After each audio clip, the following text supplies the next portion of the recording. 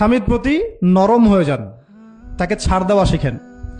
সবচেয়ে বড় কথা, তাকে মহব্বত করা তো অবশ্যই জরুরি, মহব্বতের চাইতেও বেশি জরুরি স্বামীকে বিশ্বাস করা এবং তাকে সম্মান করা। এমন কোনো কথা এবং কাজ না করা যেটা স্বামীর গায়রত বা ব্যক্তিত্ব আঘাত করে। আমি পয়েন্টটা হয়তো বোঝাতে সক্ষম হয়েছি। ভালোবাসা অনেক গুরুত্বপূর্ণ বিষয়, ঠিক আছে, কিন্তু ভালোবাসা শুধুমাত্র একমাত্র গুরুত্বপূর্ণ বিষয় নয়। আরো গুরুত্বপূর্ণ বিষয় হচ্ছে বিশ্বাস, সম্মান এবং আনুগত্য। বিশ্বাস, সম্মান এবং আনুগত্য। এখন বলতে পারেন যে আমার স্বামী আমাকে অন্যায় কাজে আদেশ করলে কি আমি আনুগত্য করব? কখনোই না।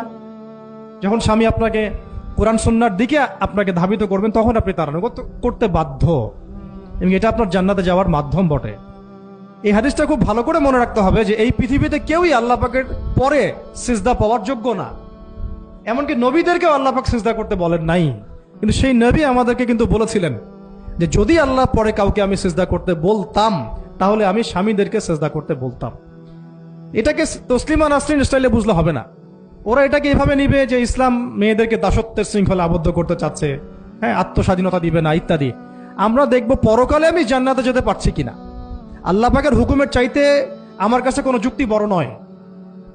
আল্লাহ পাকের হুকুমের চাইতে আমার কাছে কোনো যুক্তি, বিজ্ঞান, প্রযুক্তি এগুলো বড় মানদণ্ড নয়।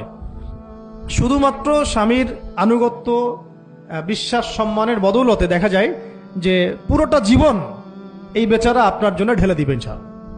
আর এই জায়গায় যদি দেখা যায় ঘাটতি থাকে, তখন কোনো কোনো ক্ষেত্রে ভালোবাসা যথেষ্ট হয়ে ওঠে না। এবং আপনারা জানেন এই শহরে ডিভোর্সের সংখ্যা দিন দিন বাড়ছে। কেন? এইগুলো মেজর কারণ আছে।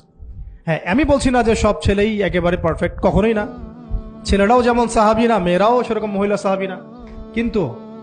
কিন্তু সবর, আনুগত্য, নরম কোমলতার কোনো বিকল্প নাই।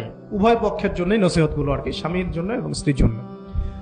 আরেকটা বিষয় হচ্ছে যে স্বামীর পরিবার নিয়ে খোঁটা না দেওয়া, স্বামীর যে বাবা মা ভাই বোন এই ব্যাপারগুলো নিয়ে খোঁটা দেওয়া না দেওয়া বা খোঁচাখুচি না করা, এবং তার যে অবদান আপনার প্রতি এটাকে অস্বীকার না করা, কুফরি না করা।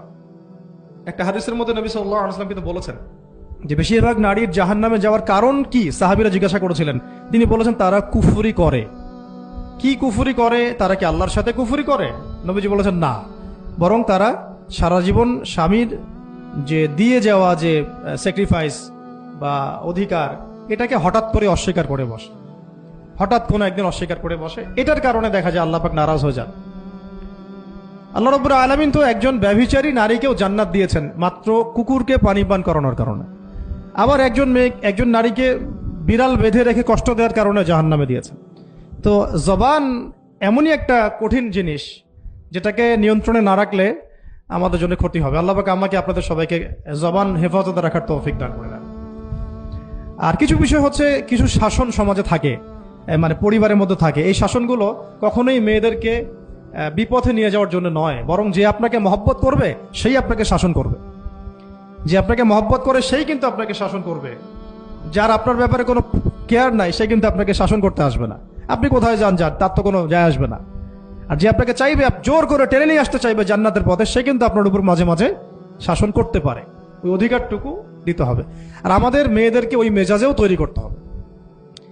তো পারিবারিক বিষয়গুলোর ক্ষেত্রে আসছিলাম, এটা একটু পরে আবার আসতে ইনশাআল্লাহ, যে ইলমের সাথে আমলটা খুব জরুরি। এবং আমলের ক্ষেত্রে শুধু নামাজ, রোজা, হজ, যাকাত এটাকে আমি মিন করছি না। মিন করছি যে আমার বাবার সাথে সম্পর্ক, মায়ের সাথে সম্পর্ক, আত্মীয়দের হক আদায় করছি কিনা, প্রতিবেশীর সাথে রিলেশন ঠিক আছে কিনা, এবং স্পেশালি পরিবারে স্বামীর সাথে আমার এই বিষয়গুলো ঠিক আছে কিনা।